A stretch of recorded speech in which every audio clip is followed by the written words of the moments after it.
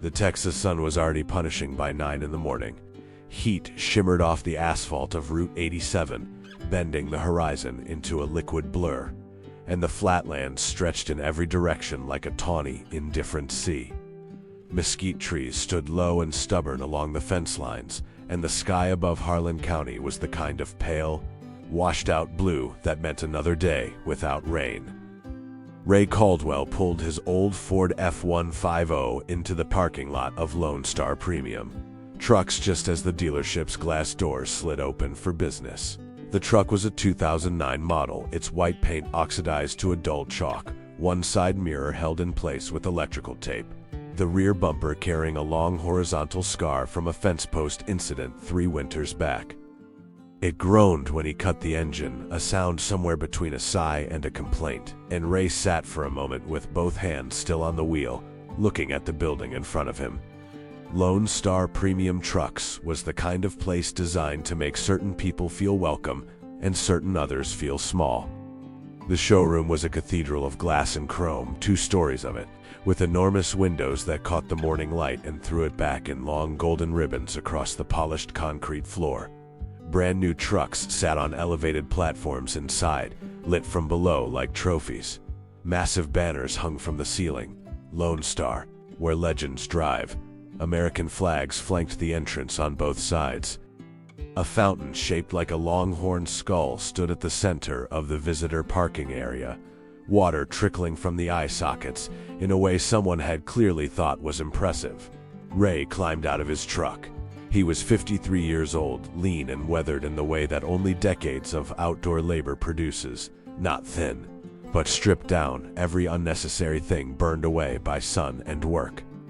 His face was the color of saddle leather, deeply lined around the eyes and mouth, with a jaw that sat square and quiet beneath a 2-day growth of silver stubble. His hands, resting at his sides as he walked across the parking lot, were large and rough, the knuckles slightly swollen, the palms mapped with old calluses. He wore Wranglers that had been washed so many times the blue had faded almost to white, a plain gray cotton shirt with the sleeves rolled to the elbows, and a pair of Ariat work boots that had seen at least 4 years of daily use.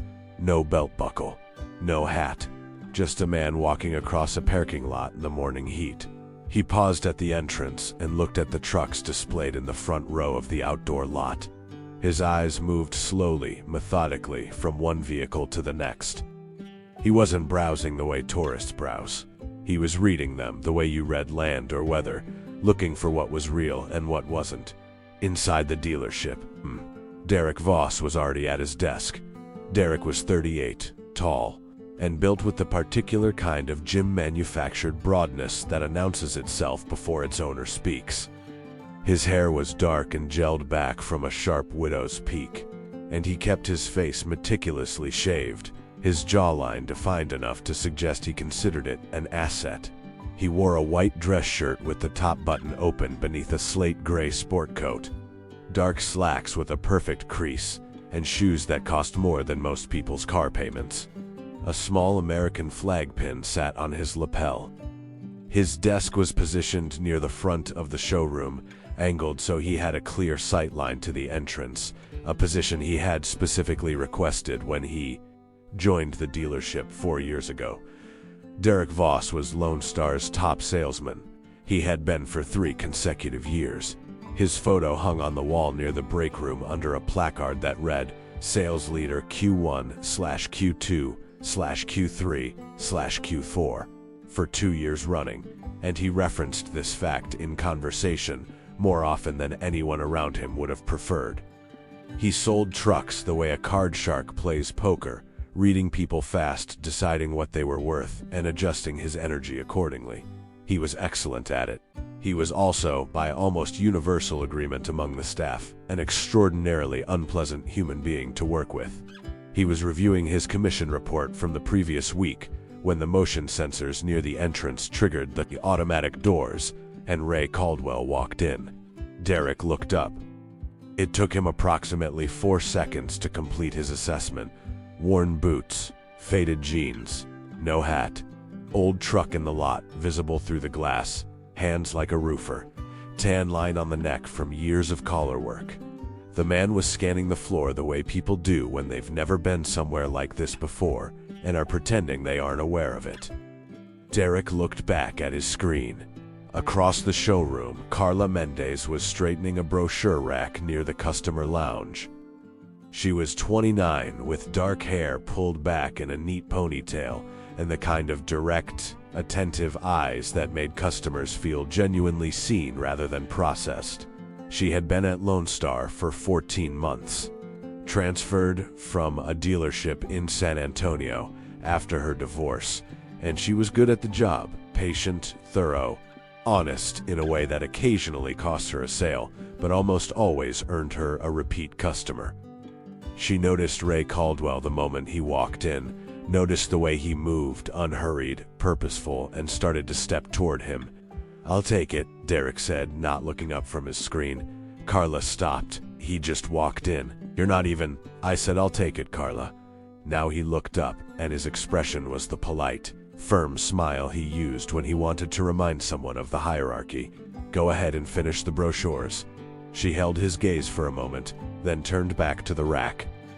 She'd seen this before.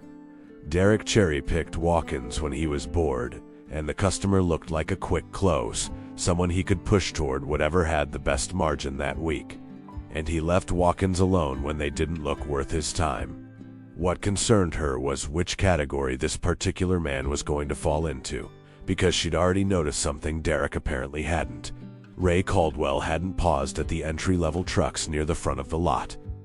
He'd walked right past them without a second glance. His eyes had gone straight to the elevated platform at the back, where the flagship model sat under a pair of dedicated spotlights. The Titan Pro XLT, $94,800 base, fully loaded, $102,400. Derek stood, straightened his jacket, and crossed the showroom floor. "Morning," he said, arriving at Ray's side with the smooth timing of someone who has made this walk 1,000 times. He extended his hand. "Derek Voss, welcome to Lone Star." Ray shook it. His grip was brief and even. "Mornin'. First time in?" "Yes, sir." "Well, you came to the right place." Derek spread one arm in a broad, theatrical gesture that took in the whole showroom. "We've got the best selection in the Panhandle. New, certified, pre-owned fleet. Whatever you're looking for." He paused, letting the silence ask the question for him. "I'm looking at trucks," Ray said. "Absolutely. What kind of use are we talking? Work truck? Farm hauling?" "Something for the weekend, work and farm, mostly. Some long-distance haul." Derek nodded with professional attentiveness. "Budget range?" Ray glanced at him briefly, then looked back at the nearest truck, a mid-range 2025 model on the floor display, deep red, full crew cab. "I haven't settled on one yet." That answer, Derek had learned over the years, almost always meant one of two things. The customer genuinely hadn't decided, or the customer didn't want to admit their ceiling was lower than the room suggested. Looking at Ray Caldwell, the boots, the truck outside, the general presentation of a man who had spent his life being practical, Derek made his read. "Well, let me show you what we've got in the work-ready category," he said, and his hand came to rest lightly on Ray's shoulder as he steered him toward the left side of the showroom, away from the elevated platform. "We have some excellent options in the 40 to 50 range. Solid trucks, great payload, nothing flashy. But that's not what you need, right? You need something that works." Ray let himself be guided, but his eyes drifted once toward the platform at the back. Just once. Carla saw it. Derek didn't. The trucks Derek showed Ray occupied the practical, unglamorous end of Lone Star's inventory, pre-owned 2022 and 2023 models with moderate mileage, some with scuff marks in the bed lining, one with a small crack in the dashboard that Derek mentioned, with a quick, minimizing wave of his hand. He talked quickly and technically, using payload ratings and towing specs like a wall of information designed to move the customer through a decision rather than help them make one. Ray listened quietly, asking an occasional question, calm, Specific questions about axle ratios and transmission service intervals and trailer brake controller compatibility. That, Derek answered at surface level before pushing forward. After 20 minutes, Derek stopped in front of a silver 2022 half-ton with 41,000 miles and a scuff along the passenger running board. "This one," he said, patting the hood with real estate broker familiarity, "is an absolute workhorse. 43,000 out the door, closer to 46 with everything. For what you're doing, it makes total sense." Ray looked at the truck. He walked slowly around it, crouching to look at the rear suspension, pressing a thumb along the frame behind the rear wheel. Well, he stood up and looked at Derek. "Can I see the Titan Pro?" he said, "the one on the platform." The question landed with the particular weight of something that shouldn't need to be asked twice. Derek's expression didn't change exactly. It was more that something behind his eyes recalibrated, a slight downward revision of something. "The Pro XLT," he said. "Yes." Derek let a small pause stretch just a beat too long. "That's our top-of-the-line model. Fully loaded, it comes in just over 100,000. He said it the way you'd say a number to a child. Not unkindly, exactly, but with a certain clarity of purpose, making sure the number was understood before anyone wasted further time. "I know," Ray said. Another pause. Derek glanced down at Ray's boots, then back up. The glance lasted less than a second, but it happened. "I just want to make sure we're looking at the right fit," he said carefully. "The Pro is more of it's a different kind of buyer, you know. Loaded options, a lot of technology. Most guys doing straight farm and haul work tell me the base models actually serve them better. Less to go wrong." Ray looked at him steadily. "I'd like to see it." The smile Derek returned was the practiced one. Pleasant, patient, with something underneath it that wasn't. "Of course," he said. "Let me just say, most folks who start there end up somewhere more practical once they look at the numbers. But, sure, let's take a look." He led Ray toward the platform. Carla, behind the brochure rack, watched them go. The Titan Pro XLT sat on its elevated platform the way an apex predator occupies the top of a food chain, not straining to impress, simply existing at a level where comparison became irrelevant. It was finished in Midnight Canyon black, a deep, complex color that shifted between brown and black depending on the light. The body was clean and massive, a full crew cab with a 6.5-foot bed, chrome step rails, a spray-in bed liner, and a retractable aluminum tonneau cover. The front grille was a bold, structured lattice with chrome surround. The wheels were 20-inch machined aluminum with a polished lip. Inside, Ray could see through the window. The seats were full leather in a warm saddle color, with contrast stitching, the dashboard dominated by a 14-inch touchscreen framed in brushed metal. Ray stood at the base of the platform and looked up at it for a long moment without speaking. "Beautiful machine," Derek said, in the slightly theatrical tone of a museum docent gesturing at something behind velvet rope. 390 horsepower, 36,000-pound towing capacity, full driver assist package, panoramic moonroof, bang, and Olufsen sound system. It has everything. He paused. It's also $102,400 before tax, title, and dealer fees. Ray put one hand on the chrome step rail and lifted himself up to peer through the driver's window, looking at the dash, the controls, the stitching on the seats. He took his time. Derek stood behind him with the controlled impatience of a man who has decided this is theater and wants it to conclude. "I'd like to sit in it," Ray said. Derek's jaw tightened almost imperceptibly. "Sure," he said. He clicked his key fob and the doors unlocked. Ray opened the driver's door and climbed in. He sat with both hands on the steering wheel, looking straight ahead, and was quiet for nearly a full minute. He adjusted the seat. He pressed the ignition button. The engine turned over in a deep, controlled rumble that filled the showroom with a sound like controlled gravity. He ran one hand across the dashboard, pressed a few of the controls, looked at the backup camera display. Derek stood at the open door, one arm resting on the roof. As I said, for pure farm and haul work, the extra tech on this model is essentially, it's above what you need. The base Pro starts at 87. Or the Silver series we were looking at earlier is a much more, does this one have the max tow package? Ray asked, still looking forward. It does. Fifth wheel prep, factory installed, the 12-volt compressor in the bed. Derek blinked. Yes, passenger side storage compartment, 12 volt. Ray nodded slowly, as if confirming something he'd already known. He cut the engine, sat for one more moment, then climbed down from the cab. He straightened his shirt, looked at the truck from the outside again, then looked at Derek. What color options do I have? Derek stared at him. For just a fraction of a second, the mask slipped, a flicker of something between disbelief and irritation. Then the smile returned, but it had a new quality now. Something harder, something less careful. "Sir," he said, and his voice had shifted almost imperceptibly into a register that was technically polite and practically condescending. "I want to be straight with you because I think that's more respectful than wasting your afternoon.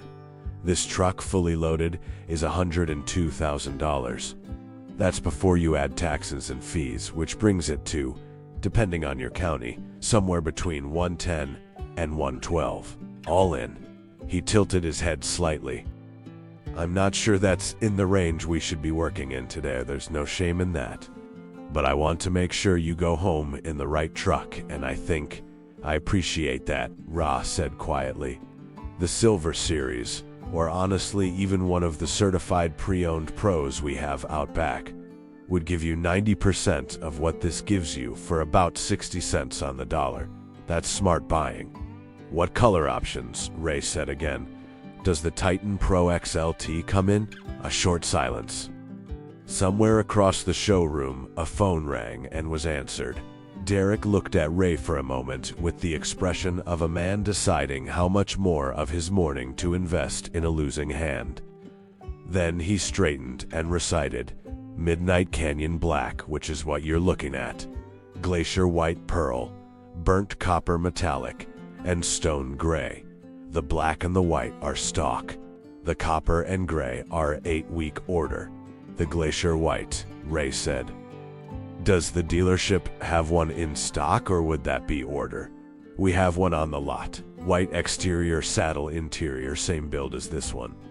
Derek paused, then added, and this was the moment, the sentence that would cost him everything. Though he didn't know it yet, though honestly, most of our Pro buyers are looking at the black or the copper. The white tends to be more of a lifestyle purchase.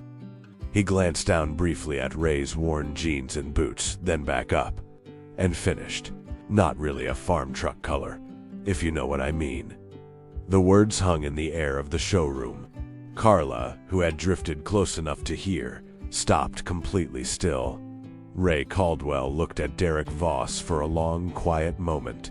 His expression didn't change. He didn't stiffen or flush or look away. He just looked at him with the calm, measuring patience of a man who has been cold and tired and wrong, and hungry enough times to know that none of those things last and none of them define you. "I'd like to see the white one," he said. The white Titan Pro XLT was parked in the second row of the premium outdoor lot, positioned between a fully loaded diesel pickup in burnt copper and a black SUV with tinted windows. In the Texas morning light, the Glacier White Pearl finish had a depth that photographs don't capture. It wasn't flat white, but a layered, luminous surface that caught the sun and gave it back in subtle gradients. The chrome accents were bright against it. The saddle leather was visible through the windows, warm and precise. Ray walked around it twice. He checked the bed, ran a hand along the spray-in liner, pressed both thumbs against the tonneau cover latch mechanism. He checked the trailer hitch receiver the factor installed, Class 5 with the 2 5/16 ball mount, and crouched behind the truck to look at the wiring harness. He checked the rear axle. He stood and opened the rear door on the driver's side and looked at the back seat dimensions. Derek stood to one side, phone in hand, scrolling. "You've got livestock?" Ray asked, still examining the rear seat. Derek looked up. "Sorry, do you farm? Have livestock?" "No." Then you probably wouldn't know this, but on long hauls with a gooseneck trailer, the cab noise from road resonance at highway speed makes a big difference over 8-10 hours. I heard the Pro XLT address that in the 24 model year with new acoustic insulation in the firewall. Derek put his phone away. That's correct. They updated the sound dampening package. What gauge is the bed liner? Sprain, but what thickness? Standard sprain is about 1/8 of an inch on the Pro build. Is that factory application or dealer applied? A very slight hesitation. Dealer applied. Applied before delivery per our prep protocol. Who's the contractor? Local or in-house? Derek looked at him with the expression of a man who has just been asked to conjugate a verb in a language he didn't know existed. I'd have to check on the applicator. That's fine. Ray closed the rear door and moved to the front, opening the hood. He examined the engine bay with the same quiet attention he'd given everything else. The hose connections, the fuse box cover, the coolant overflow tank level, the serpentine belt. He wasn't performing this inspection. He was conducting it. Behind them, the glass doors of the showroom slid open, and 2 men walked out into the lot, salespeople on a break, coffee cups in hand. They drifted in the direction of Derek and Ray with the casual curiosity of people who have nothing pressing to do. One of them was Marcus Webb, 26, who'd been at Lone Star for 8 months and considered Derek Voss the closest thing to a mentor the dealership offered. Primarily because Derek had closed him on that belief in the first 2 weeks. The other was Phil Garrett, 42, a lifer at the dealership, a slow-talking, dry-humored man from Amarillo who had seen enough to be mostly amused by everything. "What have we got?" Marcus said quietly to Derek, nodding toward Ray. Derek kept his voice low. "Window shopper. Been walking around the Pro for 30 minutes. Came in a 9-year-old 150 with a broken mirror." Marcus glanced at Ray, who was still examining the engine bay. "Serious?" "Not remotely."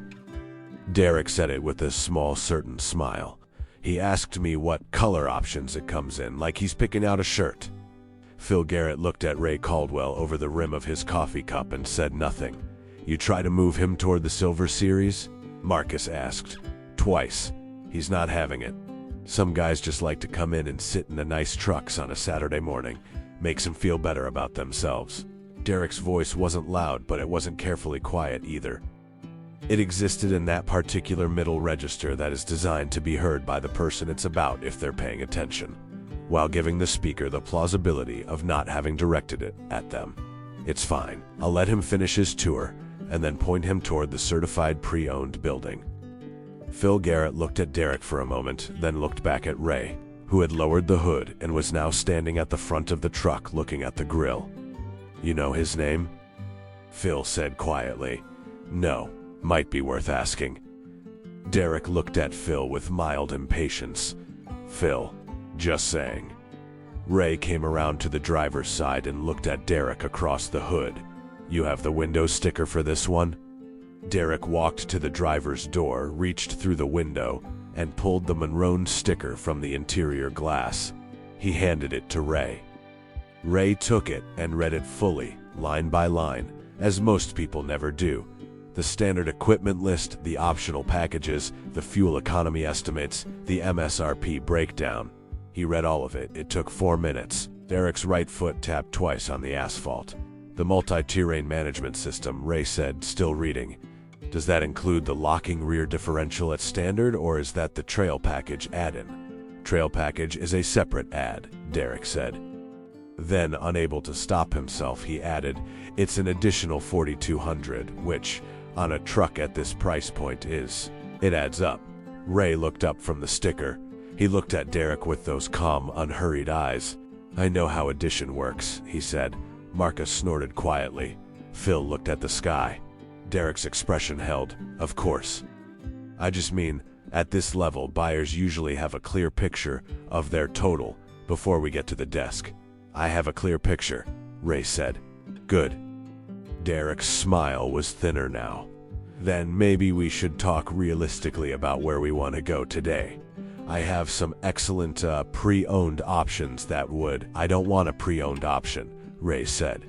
He folded the window sticker carefully along its original creases and held it out to Derek. I want this truck.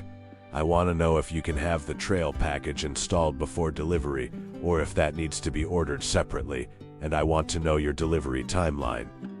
The lot went quiet for a moment. A mockingbird called twice from somewhere along the fence line. Derek took the sticker. He held it at his side and looked at Ray Caldwell with an expression that had abandoned the pretense of professional warmth and arrived at something more direct, unconcealed skepticism. He wasn't trying very hard anymore to hide it. "Sir," he said, and the word came out with a weight that turned it into something other than a courtesy. "I've been doing this for 11 years. I can tell when someone's a serious buyer and when someone is..." He paused, exploring options they're not quite ready for. "There's no judgment in that. But I have other customers who need my time, and I don't think either of us is well served by..." "Are you telling me you won't sell me this truck?" Ray said. The question was simple and direct, and it landed in the conversation with the precision of something very heavy dropped from a short height. Marcus went still. Phil Garrett looked at Derek with the expression of a man watching someone step onto ice he has already assessed as too thin. Derek recovered quickly. "Of course not. I'm saying I want to make sure we are looking at realistic options for your situation." "My situation," Ray repeated. "Your needs." I misspoke, but the hesitation before the correction was a beat too long, and they both knew it, and everyone standing within 15 feet knew it. Ray looked at him for a long moment. Then he looked at the truck. Then he looked back at Derek. "I'll be inside in a few minutes," he said. "I want to walk around it one more time." He turned back to the truck. Derek stood for a moment, then walked back toward the showroom without a word. Marcus followed. Phil Garrett stayed where he was, finishing his coffee, watching Ray Caldwell move slowly around the Titan Pro in the white Texas morning light. After a moment, Phil said, just loud enough for Ray to hear, "Beautiful truck." Ray glanced at him. "Yes, it is," Phil nodded, tossed his cup in the nearby trash bin. "Take your time," he said, and went back inside. Inside the showroom, Carla Mendez had positioned herself near the customer lounge with a fresh brochure and a growing sense of unease. She'd heard most of what had happened on the lot. The lot was visible through the glass wall, and she'd been close enough to the exterior speaker system to catch pieces of the conversation. She'd seen the way Derek had looked at the man. She'd heard the situation comment. She'd also noticed something Derek had clearly not. When Ray Caldwell had walked into the dealership that morning, he had not been carrying a phone. He had been carrying a folded piece of paper in his shirt pocket. She'd caught a glimpse of it when he'd adjusted his collar near the brochure rack. White paper, what looked like a printed document of some kind, folded in quarters. People who walked into a $100,000 truck dealership with printed documents in their pockets were not window shoppers. She made a decision. When Derek came back through the glass doors and went straight to his desk without looking at anyone, Carla set down the brochure and walked out into the lot. Ray was at the rear of the truck, looking at the hitch receiver again, running a finger along the frame. "Hi," she said. "I'm Carla Mendez. I work here." He looked up. "Ray Caldwell." "Mr. Caldwell." She smiled, and it was a real one, the kind that involves the eyes. "I don't want to interrupt your process, but I want you to know that if you have questions and you'd prefer a different point of contact today, that's completely available to you." Ray looked at her for a moment. Then the corners of his mouth moved in something that was almost a smile. "I appreciate that," he said. "I think I'd like to handle the paperwork with you if that's all right." "Absolutely," she said. "Whenever you're ready." She went back inside. She sat at her desk, opened a customer file, and began preparing the paperwork for a full retail sale of a 2025 Titan Pro XLT. Glacier white pearl, saddle interior, with the trail package and max tow option. $106,800 before tax and fees. She kept her face carefully neutral when Derek walked past her desk 5 minutes later and glanced at her screen. "What's that?" he said. "Customer file," she said. "For who?" "A walk-in." Derek looked at the screen for a moment. "The Pro? You're writing up the Pro?" He let a small dismissive sound escape, not quite a laugh. "Carla, I'm handling that customer. He asked to work with me," she said. Derek stared at her. "He's not buying that truck." "Okay," she said mildly, and looked back at her screen. Derek stood at her desk for 3 more seconds. Then he went to his own and sat down, and she could feel the precise quality of his attention on the back of her neck, but she didn't turn around. Outside, through the glass wall, Ray Caldwell was still standing beside the Titan Pro. He had one hand resting on the hood, and he was looking out across the lot toward the flat, sunlit horizon to the west. He stood like that for a long time, a still, unhurried figure against the white and chrome of the truck, with the Texas sky enormous and pale above him. Then he turned and walked toward the doors. Ray came through the glass doors and looked at the showroom. Carla was already standing, and she gestured toward her desk with an open, unpressured hand. He walked over and sat across from her. He reached into his shirt pocket and unfolded the piece of paper he'd been carrying. He placed it on the desk and turned it so she could read it. It was a bank wire confirmation. Pre-authorized transfer. The originating account was listed as the estate of Robert Allen Caldwell, deceased, administered through First National Trust of Lubbock, Texas. The receiving account was a personal checking account in Ray's name. The amount, printed in plain 12-point font at the center of the document, was $847,000. Ooh. The transfer had been completed 4 business days prior. At the bottom, a line of small text confirmed the funds were fully liquid and available. Carla read it once, looked up. "Read it again." "I want to pay cash," Ray said, "or as close to it as the dealership can process. I understand you have limits on single cash transactions. I can do a wire transfer directly from First National, if that's easier for your finance department." Carla nodded slowly. She was a professional, and she kept her voice even. "Wire transfer is perfectly fine. We do those regularly on high-value units." She paused for just a moment. "Mr. Caldwell, the Titan Pro XLT you're interested in, the white, fully loaded, with the trail package and max tow, comes to $106,800 before tax, title, and dealer documentation fees. All in, for your county, you're looking at approximately $114,200. "That's fine," Ray said. "Would you like me to pull the full breakdown so you can review the itemization before we proceed?" "Yes, please." She pulled it up and turned her screen toward him. He read it the same way he'd read the window sticker, fully, carefully, line by line. He pointed to one line item, the dealer documentation fee. $595. "Is that negotiable?" Carla looked at the screen. "I can ask the sales manager." "Please do." She made the call from her desk phone. 30 seconds. The documentation fee was waived. "Anything else you'd like to review?" she asked. "The delivery timeline for the trail package." She checked inventory. "The trail package is in stock in our service department. Installation takes about 4 hours. If we start the paperwork to date, we can have the truck ready for delivery day after tomorrow, Wednesday morning." Ray nodded. "That works." She began pulling up the purchase agreement. Her hands were steady, her expression calm. But something warm and satisfied was moving through her chest that she was making a professional effort not to show. She was looking at a sale just under $115,000. Which was the single largest transaction she had completed in 14 months at this dealership. She was not thinking about Derek. Derek, however, was thinking about her.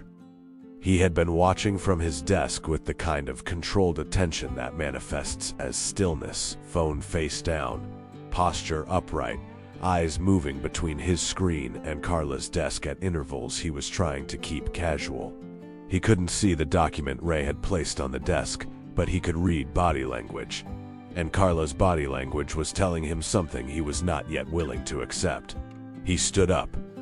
He crossed the showroom in 12 steps, arriving at the side of Carla's desk with the confident, territorial ease of someone who has spent 4 years treating the showroom floor as his personal operating theater. "Hey," he said, directing the word at the space between them, in a way that included both people without committing to either. "How are we doing over here?" Carla looked up. "We're working through a purchase agreement." Derek looked at Ray. Something shifted in his expression, not quite alarm, but a recalibration, the first hint of a man updating a model that is starting to fail. "Ray, can I call you Ray? I just want to make sure we've covered everything. Sometimes in the lot we move fast and I want to make sure you have." "Mr. Caldwell is squared away," Carla said. Her voice was pleasant and precise. "I'd just like to, Derek." She looked at him directly. "Mr. Caldwell asked to work with me. The sale is in progress. I'll come get you if I need anything." The showroom was not loud. 2 other salespeople were working with customers at the far end of the floor. A couple with 2 children was looking at a display SUV near the entrance. None of them were looking at Derek Voss, but the absence of their gaze had the quality of consideration, of people carefully not watching something. Derek stood at the edge of Carla's desk for 3 full seconds. Then he looked at Ray with an expression that had the structure of a smile and the texture of something else entirely. "Of course," he said, "glad you found what you're looking for." He paused. "Didn't think you would, to be honest." He said it lightly, with a small shrug, conversational, almost self-deprecating, as if it were a joke they could all share, as if it hadn't been what it was. Ray looked at him with the same calm, level gaze he'd been carrying all morning. "I know you didn't," Ray said. Derek held his smile for one more beat, then turned and walked back toward his desk. Carla watched him go. Then she looked at Ray. Ray was already looking back at the purchase agreement on her screen. "Let's keep going," he said. 40 minutes later, the paperwork was done. Carla walked it to the sales manager's office, a compact, glass-fronted room at the back of the showroom where Doan Schuler, 58, sat behind a wide desk that held 3 monitors, a coffee mug, and a framed photo of his 2 dogs. Doan was a broad, deliberate man with gray hair cut close and the demeanor of someone who has managed high-pressure salespeople long enough to be unsurprised by almost anything. Carla placed the file on his desk. Doan looked at it, opened it, looked at the numbers, looked at the wire transfer confirmation that Ray had authorized her to include, looked at the numbers again. He looked up at Carla. "Walk in," she said. "This morning?" "Yes." Doan sat back in his chair. He was quiet for a moment. Then he said, "Who was the first contact?" A brief pause. "Derek," Carla said. "The customer requested to complete the sale with me." Doan held her gaze for a moment with an expression that communicated several things simultaneously and articulated none of them. He looked back at the file. He picked up a pen and signed the manager authorization line. "Nice work," he said. "Thank you." She walked back to her desk. As she passed Derek's position, she didn't look at him. She sat down, opened the file, and began processing the wire transfer authorization. Derek's chair creaked as he turned slightly. She could feel the heat of his attention like a change in air pressure. Then she heard him push back from his desk, heard his shoes on the polished concrete. Heard him stop. "How much?" he said quietly. She looked up. His eyes were on the file on her desk, not the numbers, which he couldn't see from where he stood, but the file itself, the thickness of it. The logo of First National Trust visible on the corner of the transfer confirmation. She held his gaze for a moment. 1:14:2, she said. The color that moved through Derek Voss's face was not a flush of embarrassment. It was something more complex, a compound of calculation, realization, and something that might, in a less defended person, have been shame. His commission on a sale of that size would have been approximately $3,400. Gone, because he had looked at a man's boots and made a decision in 4 seconds that he'd been too proud to revise for the next 2 hours. He said nothing. He went back to his desk. He sat down. He picked up his phone and looked at it. Carla completed the transfer authorization and set the file in her outbox. Across the showroom near the entrance, Phil Garrett was refilling his coffee at the courtesy station. He'd been aware of the general architecture of the morning's events in the way that long-experienced, quietly attentive people tend to be aware of things they were never directly told. He looked at Carla. She happened to look up at the same moment. Phil raised his coffee cup slightly, a small, unambiguous toast. Then he looked away. Word moves through a dealership the way weather moves across flat land, fast, inevitable, and leaving nothing unchanged. By noon, every person employed at Lone Star Premium Trucks who was present that Wednesday morning knew the broad shape of what had happened. The details varied depending on who was telling them, but the core was consistent. A man had come in who looked like he couldn't afford the lot fees. Derek Voss had spent 2 hours implying as much in various creative ways, and the man had written a check, or close enough to one, for a $114,000 truck. This information moved through the break room. It moved through the service bay, where the technicians who had installed the trail package had already received the work order. It moved past the finance desk, past the receptionist, past the detailing crew who would prep the White Titan Pro for Wednesday delivery. It moved quietly and completely, the way true things do in closed environments. Derek ate his lunch alone at his desk, which was what he always did, but on this particular Tuesday, it had a different quality. The aloneness was more visible somehow. He ate a sandwich from the gas station across the highway and scrolled his phone with the focused blankness of a man aggressively not thinking about something. Marcus Webb came to his desk at 12:30 with a energy that was trying to be casual.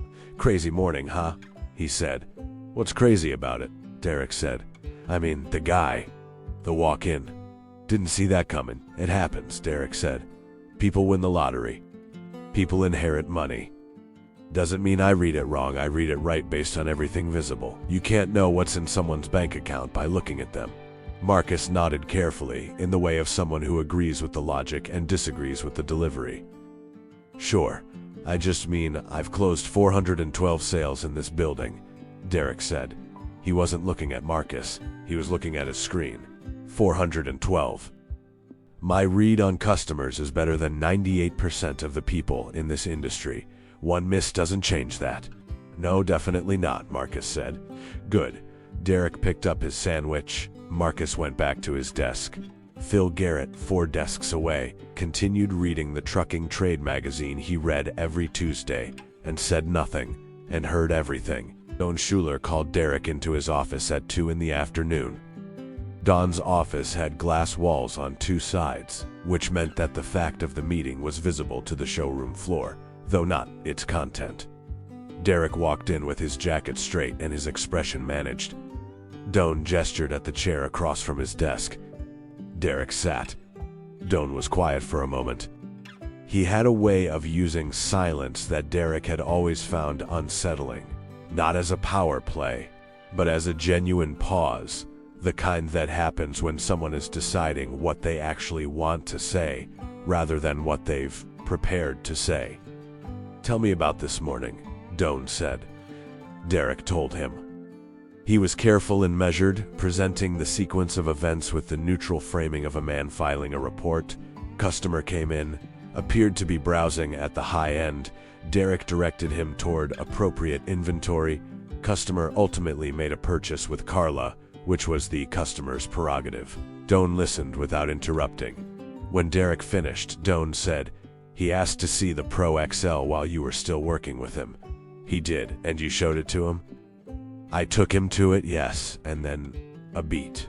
I gave him my honest assessment of fit." "Your honest assessment," Don repeated, not as a question, more like someone placing a phrase on a table and looking at it. "I told him the features on the Pro might be more than his use case required, after he'd specifically said he wanted to see it." "I thought, Derek." Don's voice was unchanged even without heat, and for that reason more effective than anger would have been. "The customer walks in, asks to see your top-of-the-line model, and you tell him it's not for him. Twice. He held up 2 fingers. Twice on the lot, at least once in the showroom. Before you know his name, his budget, or anything about his financial situation. Derek said nothing. That's not a read, Doan said. That's a judgment, and there's a difference. He leaned back in his chair. The truck business depends on one thing above everything else, and it's not closing rates, and it's not product knowledge, and it's not your follow-up system. It's whether people feel respected when they walk through that door. Every single one of them. Whether they're buying a pre-owned half-ton for $22,000 or they're buying our flagship for $114. He paused. We clear? Yes, Derek said. Good. Carla gets full commission on the sale. She earned it. Another pause. That's not a discussion. I understand. You're not in trouble, Derek. You're one of the best closers I've got, and I know that. But I need you to understand that the way you approached that customer this morning is not something that can happen in my building. Not because of the sale we almost didn't make, because of who we are. He held Derek's gaze for a moment. Go sell some trucks. Derek stood. He adjusted his jacket. He went to the door. Derek, he turned. The man's name is Ray Caldwell, Doan said. He's coming in Wednesday morning to take delivery. I'd like you to be professional. Of course, Derek said. He went back to the showroom floor. That evening, Derek Voss sat in his apartment in Amarillo, a clean, carefully decorated place with good furniture and a television that was too large for the room, and did not watch television. He sat on his couch with a drink he wasn't tasting and looked at the wall. He went through the morning in his mind. Not the version he'd told Doan, the actual version, the one with the glance at the boots, the weight on the word situation, the comment about lifestyle purchases and farm truck colors, the small accumulated architecture of a morning's contempt. He had been wrong. That was the simple, unavoidable fact. He had been wrong about the man, and he had not been wrong in a neutral, technical way. He had been wrong in a way that said something about him that he preferred not to look at directly. He refilled his drink. He sat for a long time. Outside, the Texas night was still and hot, and somewhere down the block a dog was barking at something that wasn't there.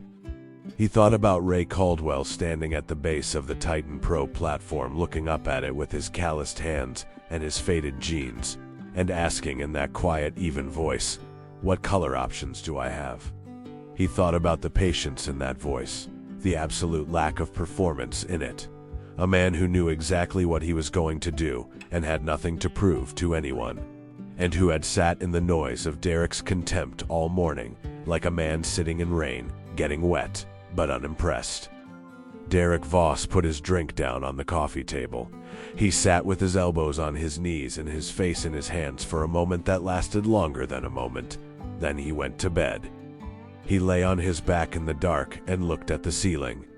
He did not sleep for a long time. Delivery day at a dealership is its own specific theater. The truck comes out of the detail bay gleaming, every surface polished, the tires dressed, the glass clear and streak-free. The bedliner is clean. The step rails are dry and chrome-bright. The tank is full.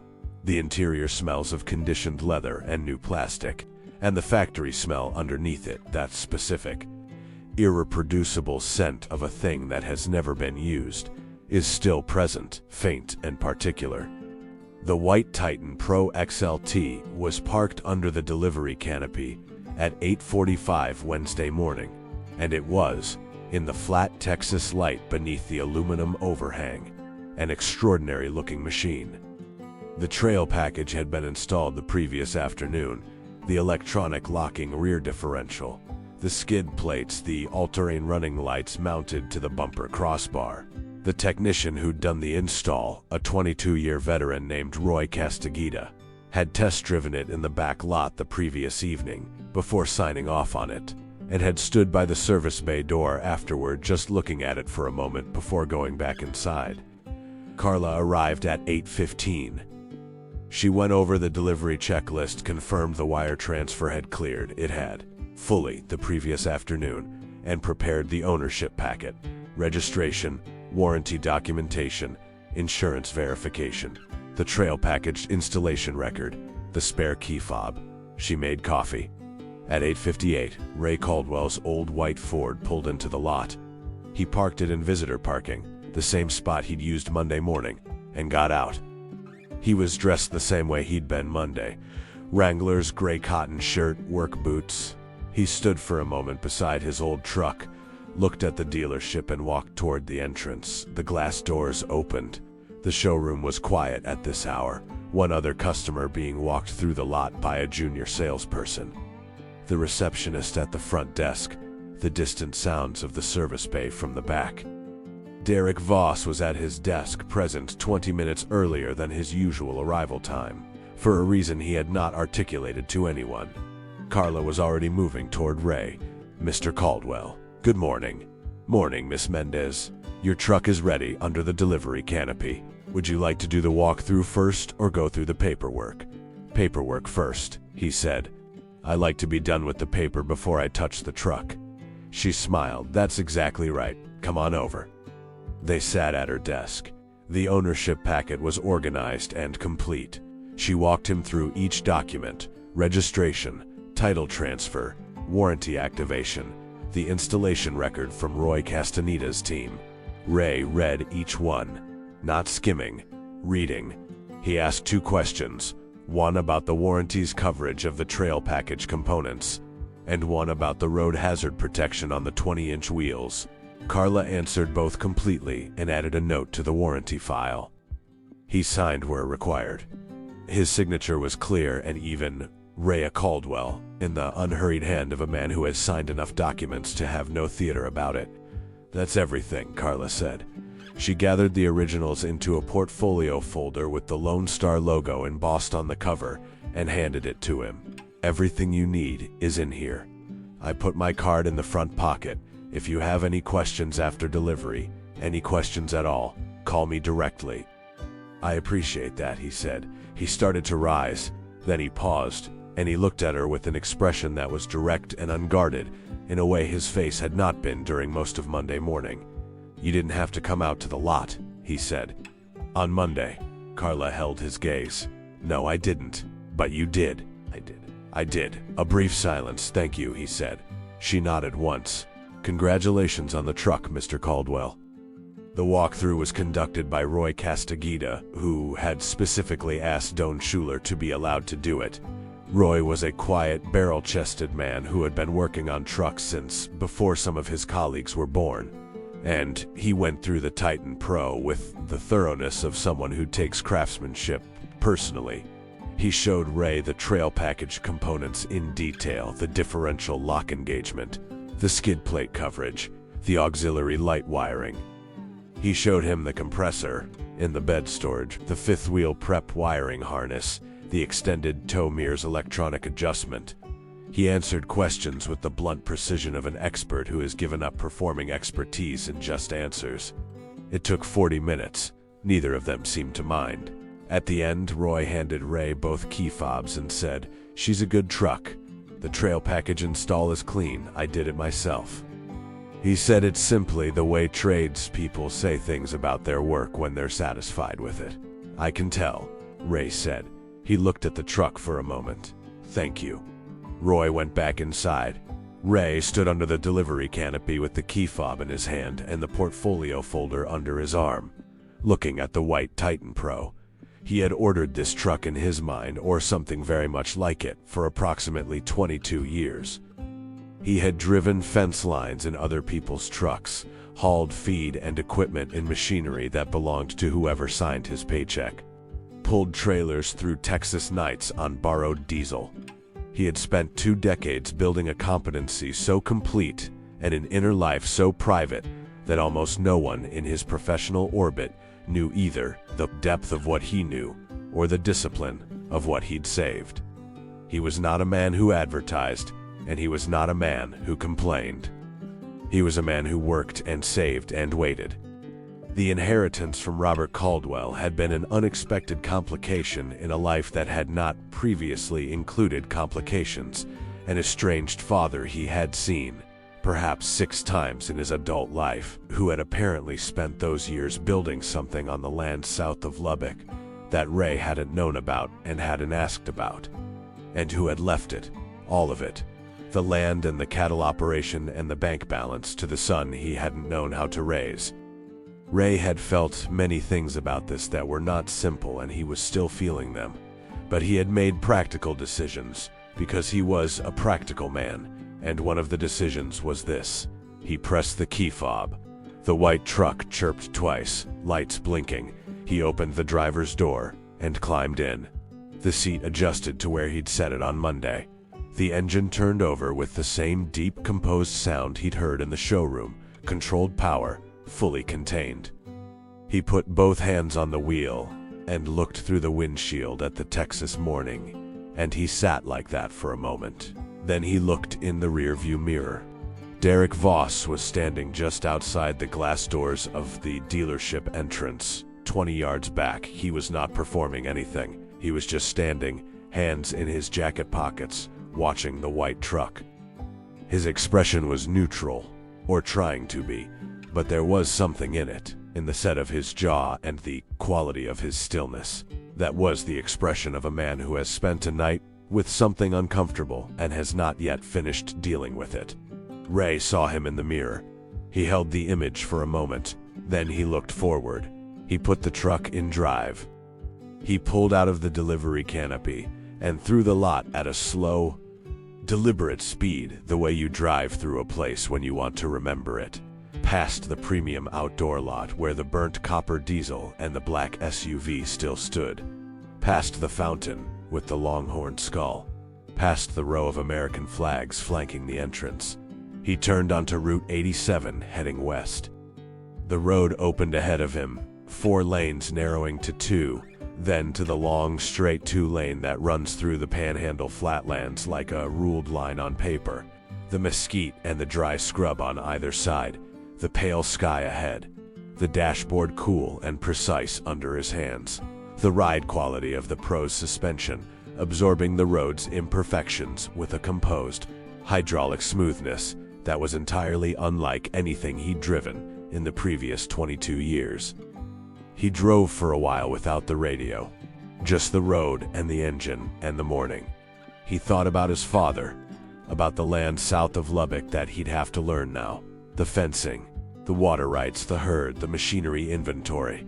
All the accumulated decisions of a man's life that now required someone else to continue them. He thought about the practical enormity of it, and he thought about what competence looks like when no one is watching, when you do the work because the work needs doing, not because anyone is keeping score. He thought about Carla Mendez walking out into that lot on Monday morning. Such a small thing, such a precise thing. The right gesture at the right moment, delivered without drama, asking nothing in return. He reached forward and turned the radio on. A country station came through the Bang & Olufsen system with a clarity that was almost startling, the kind of sound reproduction that makes familiar music sound like it's being played in the same room. He turned it up slightly, then settled it back to where it felt right. Back at Lone Star Premium Trucks, Derek Voss went back inside. He stood in the showroom for a moment after the glass door slid shut behind him, looking at the floor. The delivery canopy was visible through the side window. Empty now. The Titan Pro's ghost still present in the shape of the space it had occupied. Marcus Webb was nearby, pretending to organize a brochure display. "Good delivery," he said, in the tone of someone who knows the answer isn't simple. "Fine," Derek said. He went to his desk. He sat down.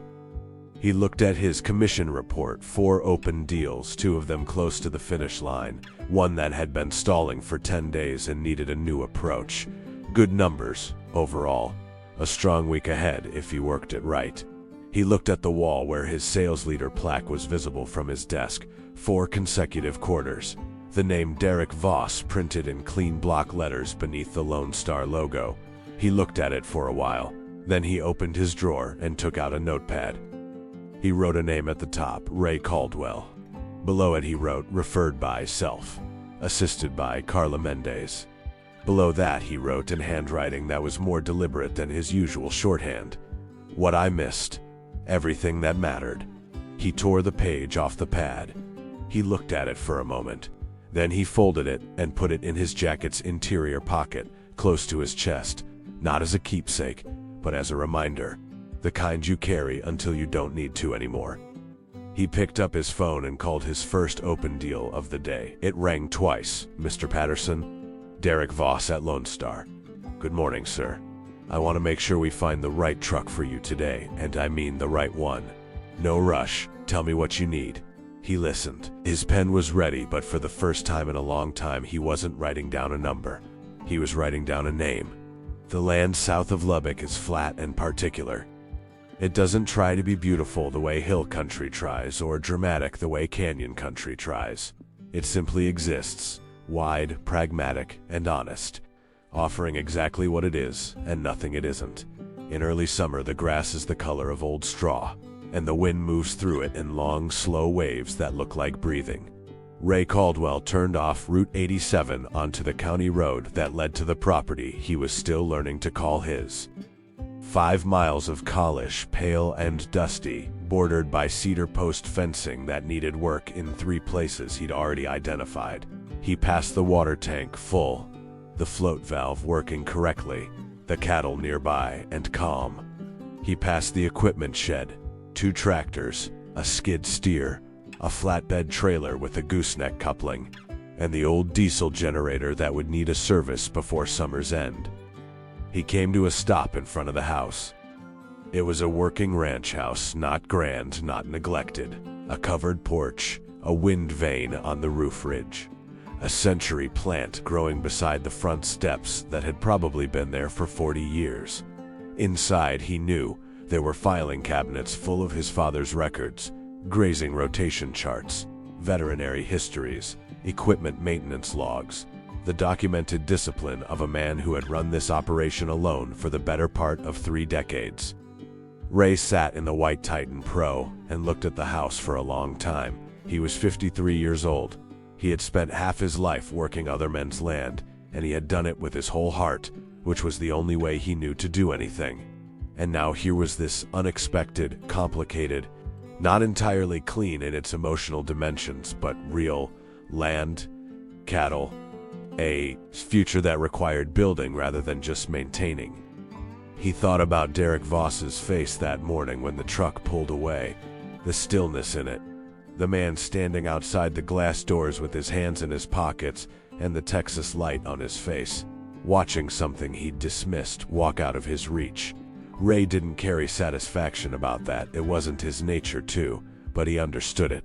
He understood the specific education of a moment like that, the way it lodges in you and changes the furniture of your assumptions. He'd had moments like it himself, though in different rooms. He hoped it changed something in the man. He found, somewhat to his surprise, that he genuinely hoped that. He climbed out of the truck. He stood beside it in the Kalish dust, one hand resting on the door, and looked at the property, the fencing, the tanks, the shed.